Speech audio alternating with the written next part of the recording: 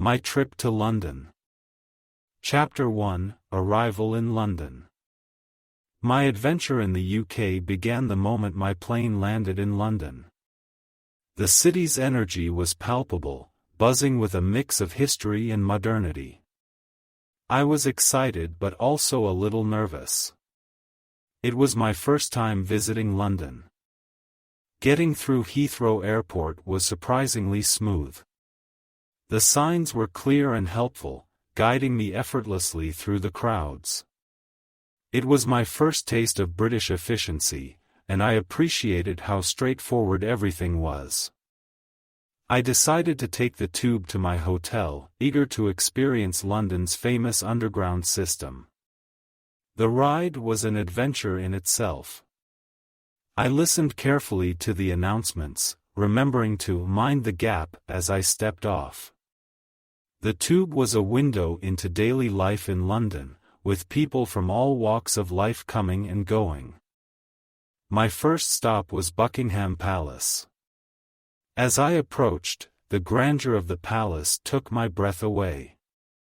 The iconic building, with its majestic gates and guards in their traditional uniforms, was a sight to behold. I felt like I was stepping into a piece of history. While wandering around the palace perimeter, I struck up a conversation with a friendly local, James, who was walking his dog. He shared some fun facts about the palace and recommended other places to visit in London. It was a lovely interaction that highlighted the friendliness of Londoners. As the day turned into evening, I watched the sunset cast a golden glow over the palace.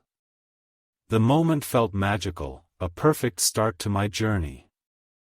I was struck by the beauty of London and its ability to blend the old with the new seamlessly. That night, as I lay in bed, my mind buzzed with excitement for the days ahead. James's recommendations had sparked my curiosity, and I was eager to dive deeper into what London had to offer. I knew this trip would be unforgettable. My first day in London was a blend of awe and welcoming warmth. The city had already begun to feel like a book full of stories waiting to be read. I fell asleep with a heart full of anticipation, ready to explore more of London's charms. Chapter 2: Exploring the British Museum. On my second day in London, I set out to explore the British Museum, a treasure trove of history and culture from around the globe. The museum, with its vast collections, promised a journey through time and civilization. As I entered the grand entrance, I was immediately struck by the scale of the museum. The map in my hand outlined countless exhibits, from ancient Egyptian mummies to Greek sculptures and the Rosetta Stone. I felt like a kid in a candy store, unsure where to start but excited for the discoveries ahead. I decided to join a guided tour, thinking it would help me make the most of my visit. Our guide, Lucy, was incredibly knowledgeable, weaving fascinating stories and historical facts into her descriptions of the artifacts. Her passion for history was contagious, and I found myself hanging on to her every word. One of the highlights was seeing the Rosetta Stone up close. Lucy explained its significance in deciphering Egyptian hieroglyphs, a breakthrough that unlocked the secrets of ancient Egypt. It was amazing to see such a pivotal piece of history right before my eyes. As we moved through the museum, I was captivated by the diversity of the collections. Each exhibit told a story of human ingenuity, art, and culture. From the intricate Benin bronzes to the delicate Japanese scrolls, the museum showcased the beauty of our shared heritage. During a break, I chatted with a fellow visitor, Marco, who was from Italy. We shared our impressions of the museum and our favorite exhibits so far. It was interesting to hear his perspective, especially on the Roman and Greek artifacts, given his own country's rich history. After the tour, I wandered through the museum on my own for a while, lost in thought and marveling at the human story laid out before me. The British Museum was more than just a collection of objects, it was a gateway to understanding our past and how it shapes our present. As I left the museum, my mind was buzzing with everything I had learned. The visit had been an educational and inspiring experience, a reminder of the vast tapestry of human history and the connections that bind us across time and cultures. Reflecting on my day at the British Museum, I felt grateful for the opportunity to learn and explore. It was a vivid reminder of the power of curiosity and the endless wonders that await when we seek to understand the world around us. Chapter 3: Leisurely Afternoon in Hyde Park. On the third day of my London adventure, I decided to take a break from the bustling city streets and explore the tranquility of Hyde Park. Known for its sprawling greenery and serene atmosphere, it seemed like the perfect place to relax and recharge. As I entered the park, the contrast was striking. The sounds of the city faded into the background, replaced by the gentle rustle of leaves and distant laughter. The park was alive with people enjoying the outdoors.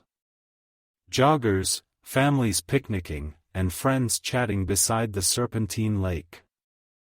I found a quiet spot under a large, leafy tree and laid out my blanket. It was a sunny day, with a gentle breeze that made it ideal for lounging in the park. I took out my book, but I found myself more captivated by the scenes unfolding around me. Children chased each other, playing games that needed no translation, while nearby, a group of students practiced yoga, moving in harmony with the instructor's quiet directions. Feeling peckish, I wandered over to a nearby food stand and grabbed a light lunch. I struck up a conversation with the vendor, a friendly local named Sarah, who shared her favorite spots in the park. She recommended taking a boat out on the Serpentine, promising it was a must-do Hyde Park experience. Taking her advice, I rented a rowboat. The water was calm, and as I rowed out, I felt a sense of peace wash over me. The view from the lake was stunning, offering a different perspective of the park against the backdrop of London's skyline. After returning the boat, I continued my leisurely exploration, eventually coming across a group of locals playing frisbee. They invited me to join, and despite my initial hesitation, I found myself laughing and running with them. It was a simple joy, the kind that reminded me of childhood summers. As the afternoon turned into evening, I found a spot by the Serpentine to watch the sunset. The sky turned brilliant shades of orange and pink, reflecting beautifully on the water's surface. It was a moment of pure contentment, a peaceful end to a wonderful day.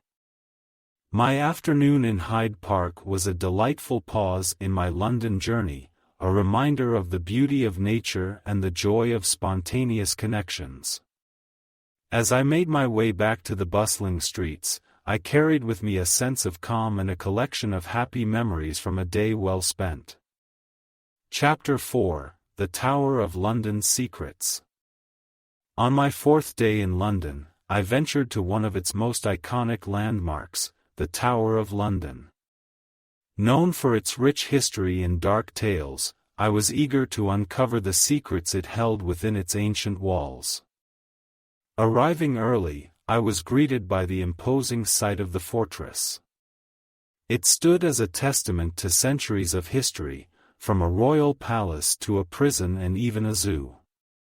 Today, it was bustling with visitors, all drawn by the allure of its past. I joined a guided tour led by one of the yeoman warders, or beefeaters, as they're affectionately known. Dressed in their distinctive uniforms, they are not just guides but guardians of the tower's history. Our beefeater, John, was a charismatic storyteller, blending historical facts with humor and intrigue. John took us through the tower, sharing tales of famous prisoners, dramatic escapes, and, of course, the infamous executions that took place on Tower Green. Each story was more captivating than the last, making the centuries-old stones of the tower seem to come alive with echoes of the past. One of the highlights was visiting the crown jewels. The collection was breathtaking, with each piece more exquisite than the last. John explained the significance of each item, from the coronation regalia to the various crowns of England's monarchs. It was a dazzling display of wealth and power, a symbol of the British monarchy's enduring legacy. During the tour, I met Emily and her family from Canada. They shared my fascination with the tower's history, and we found ourselves discussing which stories we found most intriguing. It was a joy to connect with fellow history enthusiasts, each of us bringing our perspectives to the tales we'd heard. After the tour, I explored the tower on my own. Walking along the ramparts, I imagined the countless people who had walked these paths before me. Kings, queens, soldiers, and prisoners. It was a humbling experience, feeling the weight of history all around me. The Tower of London offered a unique window into England's past, a place where history felt tangible. As I left the fortress behind, I felt a deeper connection to London and its storied past. The visit was a vivid reminder of the layers of history that shape our present, a lesson in the enduring power of stories to captivate and connect us across time. My day at the Tower of London was not just an exploration of a historic site but a journey through the heart of England's history.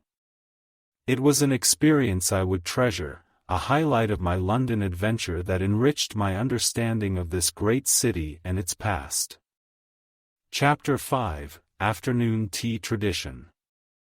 On the 5th day of my London trip, I decided to embrace a quintessentially British experience, afternoon tea.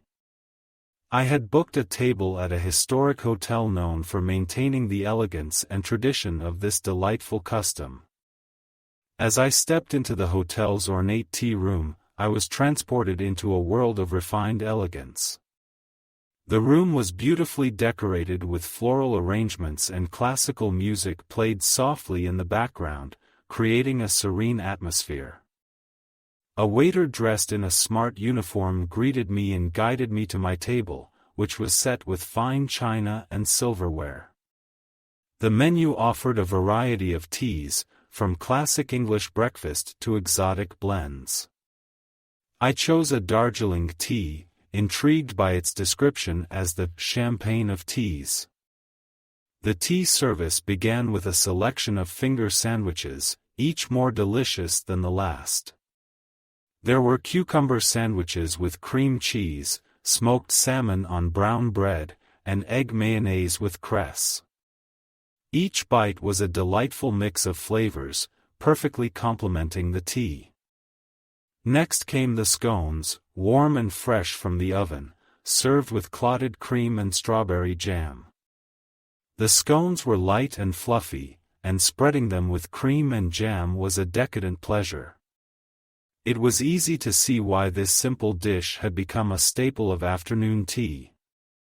As I savored my tea and scones, an elderly lady at the next table struck up a conversation with me. Her name was Margaret, and she shared stories of coming to afternoon teas since she was a young girl. She explained the history of the tradition, telling me how it started in the 1840s to bridge the gap between lunch and dinner. The final course was an assortment of pastries and cakes, each a miniature work of art. There were delicate macarons, rich chocolate eclairs, and light, airy fruit tarts. Margaret recommended trying each one, and I happily obliged, enjoying the sweet end to the meal. Afternoon tea was more than just a meal, it was an experience that spoke to a bygone era of leisure and elegance. As I thanked Margaret for her company and left the tea room, I felt a sense of connection to British culture and its traditions. This afternoon tea experience was a highlight of my London visit, offering not just culinary delights but also a glimpse into the social fabric of British life. It was a tradition I hope to bring back home, a reminder of the importance of taking a moment to enjoy the finer things in life. Chapter 6: The London Eye Experience. On my 6th day in London, I decided to experience the city from a different perspective by taking a ride on the London Eye. The giant observation wheel promised breathtaking views of the city's skyline, and I was eager to see London from above. As I approached the London Eye, its massive structure towering against the backdrop of the city, I felt a mix of excitement and awe. The line moved quickly, and before I knew it, I was stepping into one of the glass capsules. Just as the capsule began to ascend, I noticed I was sharing the ride with a small group of people, among them a lady named Raina. She noticed my fascination with the view and started pointing out landmarks, sharing little bits of information she knew about each. Raina had a warm smile and an infectious enthusiasm for the city's history, and we quickly struck up a conversation. As the capsule climbed higher, Raina and I shared our stories why we were in London, our favorite experiences so far, and the places still on our lists to visit. It turned out we had a lot in common, including a love for adventure and exploration. From the top of the London Eye, the view was spectacular. The Thames snaked through the city below us, with iconic landmarks like the Houses of Parliament, St. Paul's Cathedral, and Tower Bridge laid out like a map. Raina and I took turns pointing out the sights, each of us excited to see the city from this unique vantage point. The ride was all too short, and as the capsule descended, Raina suggested we continue our newly formed friendship by exploring more of London together. Thrilled at the prospect of having a companion for the day, I agreed. Our first stop after the London Eye was a cozy cafe Raina knew, tucked away from the bustling streets. Over cups of coffee, we planned our impromptu adventure, deciding to visit some of the lesser-known spots in London. The rest of the day was a whirlwind of discovery, laughter, and shared stories. Raina showed me hidden gardens, quaint bookshops, and historic pubs that I might have missed on my own. We ended our day with a stroll along the South Bank, watching the city light up as the sun set. Meeting Raina and experiencing the London Eye with her transformed my day into one of the most memorable of my trip. It was a reminder of the serendipitous connections that travel can bring and the joy of sharing new experiences with someone. As I headed back to my hotel that evening, I felt grateful for the day and the unexpected friendship I had formed. London, with its endless surprises and the warmth of its people, had once again shown me its magic. Chapter 7: Camden Market Adventure. On the 7th day of my London journey, I set my sights on Camden Market. I had heard that it was a place brimming with creativity, diverse cuisine, and unique finds, making it a must-visit destination for anyone exploring London. Arriving at Camden Market, I was immediately struck by the vibrant atmosphere. The air was filled with the aromas of food from around the world, and the sound of live music added to the lively ambience. Stalls lined the pathways, offering everything from vintage clothing and handmade jewelry to art and antiques. As I meandered through the market, sampling bites here and there, I stumbled upon a stall adorned with the most intricate handmade jewelry. The stall owner, a cheerful woman with an artistic flair, greeted me warmly. Her name was Eliza, and she had a passion for creating unique pieces inspired by her travels. While browsing her collection, another visitor, Mia, approached the stall. Mia, with her keen eye for style, struck up a conversation about the craftsmanship of the jewelry. We quickly discovered a shared appreciation for unique, handmade items and decided to explore the market together. Our joint adventure led us to discover hidden gems throughout Camden Market. We tasted delicious dishes, from spicy street food to decadent desserts, each more delicious than the last. Mia's adventurous palate encouraged me to try foods I might have otherwise overlooked.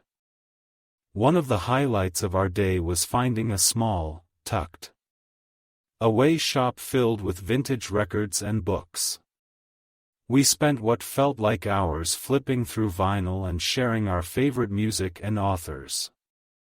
It was a special moment, finding someone with such similar tastes so far from home. As the day turned into evening, Mia and I found ourselves at a cozy cafe overlooking the market. Over cups of tea, we shared stories of our travels, our homes, and our dreams. The connection was effortless, as if we were old friends catching up.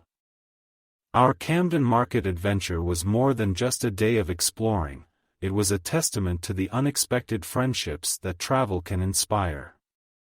Mia and I exchanged contact information, promising to keep in touch and maybe even cross paths in another corner of the world someday.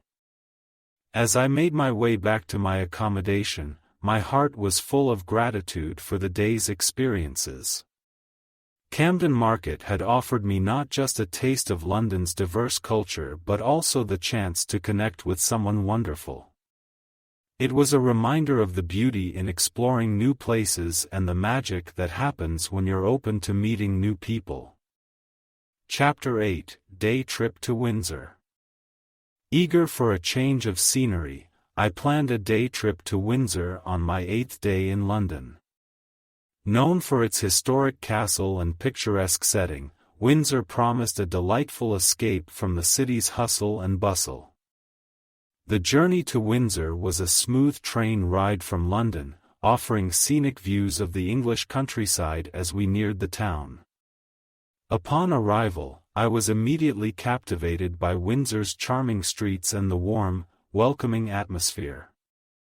My primary destination was Windsor Castle, the oldest and largest inhabited castle in the world.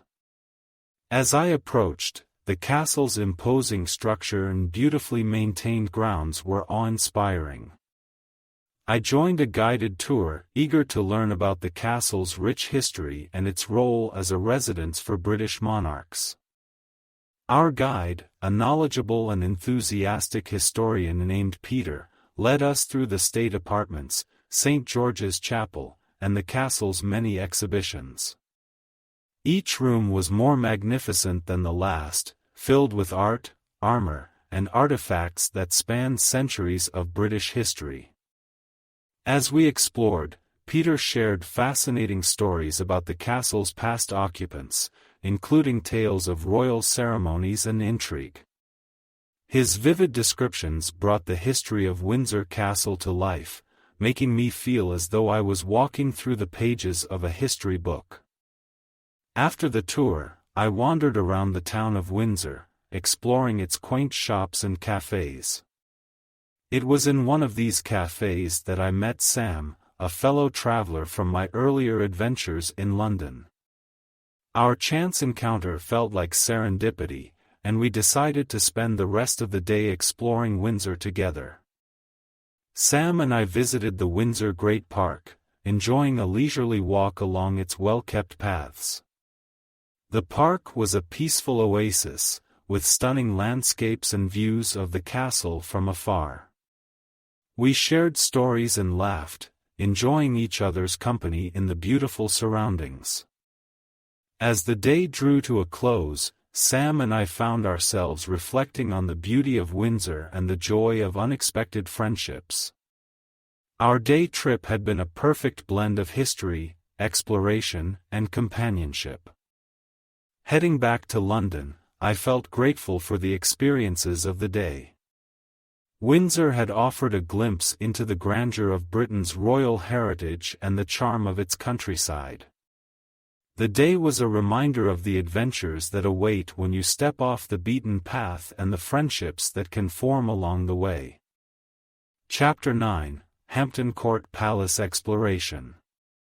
On my 9th day, the allure of history and mystery led me to Hampton Court Palace, a place famed for its Tudor architecture and the stories of Henry VIII. Eager to immerse myself in the splendor and secrets of the English monarchy, I set off early, anticipating a day full of discovery. Arriving at Hampton Court, the grandeur of the palace was immediately striking. Its majestic red bricks, framed by the lush greenery of its gardens, seemed to whisper tales of the past. I was about to step into a living history book, and the excitement was palpable. Opting for an audio guide to enrich my exploration, I began my tour. Each room, hallway, and courtyard told a different story, from royal festivities to intimate moments of the monarchs who once roamed these spaces. The audio guide provided a rich tapestry of narratives, blending historical facts with intriguing anecdotes. The Great Hall, with its ornate tapestries and majestic stained-glass windows, was particularly breathtaking. It was easy to imagine the hall bustling with Tudor courtiers, their laughter and music filling the air. The guide recounted tales of lavish banquets and masquerade balls, bringing the history of the palace to vibrant life. Wandering through the sprawling gardens, I marveled at the precision of the landscaping and the variety of plants. It was here, amidst the beauty of the Privy Garden, that I encountered Lucas, a fellow history enthusiast with a keen interest in Tudor architecture. Our shared fascination with the palace sparked an instant connection, and we decided to continue exploring together. Lucas and I ventured into the famous maze, laughing as we tried to find our way to the center. The maze, with its tall hedges and winding paths, offered a playful challenge. Our triumphant arrival at the center felt like a small victory, a moment of camaraderie and joy. As the day drew to a close, Lucas and I found a quiet spot by the Thames to reflect on our adventure. The palace, with its layers of history and beauty, had provided a magnificent backdrop for our newfound friendship. Exploring Hampton Court Palace was not just a journey through the annals of history, it was an opportunity to connect with someone who shared my curiosity and enthusiasm. As I made my way back to London, I felt grateful for the day's experiences. The stories, the sights, and the unexpected friendship that had emerged from the heart of England's royal past. Chapter 10, Discovering Greenwich. My 10th day in London took me on an adventure to Greenwich, a place where time and history intersect in fascinating ways. I had always been intrigued by Greenwich Mean Time, GMT, and the Prime Meridian, and I was eager to explore the area's rich maritime heritage.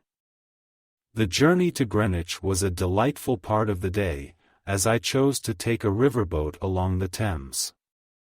The leisurely cruise offered stunning views of London's riverside landmarks, and the brisk breeze was invigorating. As we docked at Greenwich, the sense of stepping into a historical hub was immediate. My first stop was the Royal Observatory. Standing on the Prime Meridian line, with one foot in the Eastern Hemisphere and the other in the West, was a surreal experience. Inside the observatory, the exhibits on timekeeping and navigation were fascinating, offering insights into how Greenwich became the reference point for time zones around the world. After exploring the observatory, I strolled through Greenwich Park, enjoying the panoramic views of London it offered from the hilltop. The park, with its ancient trees and sprawling lawns, was a peaceful retreat from the city's hustle. My wanderings led me to the Greenwich Maritime Museum, where I delved deeper into Britain's seafaring history. The stories of explorers and sailors who had shaped the course of history were captivating. It was here, amid tales of naval adventures, that I met Sophie, a fellow traveler with a keen interest in maritime history. Sophie and I decided to explore the museum together, sharing our thoughts on the exhibits and our personal travel experiences. Our mutual interest in history made for engaging conversation, and the afternoon passed quickly as we wandered from one exhibit to another. One of the highlights of our visit was the Cutty Sark, the famous tea clipper ship now preserved as a museum. Walking its decks, we marveled at the craftsmanship and imagined the voyages it had undertaken across the globe. Sophie's knowledge of naval history added depth to the experience, making it all the more memorable. As the day came to an end, Sophie and I found a cozy cafe near the river to relax and chat over coffee. Our spontaneous meeting had turned into a delightful day of exploration and friendship. We exchanged contacts, promising to keep in touch and possibly meet again on future travels. My day in Greenwich was not only an educational journey through time and history but also a reminder of the joy of meeting new people and sharing experiences. As I made my way back to central London, I felt enriched by the day's discoveries and the unexpected friendship that had formed.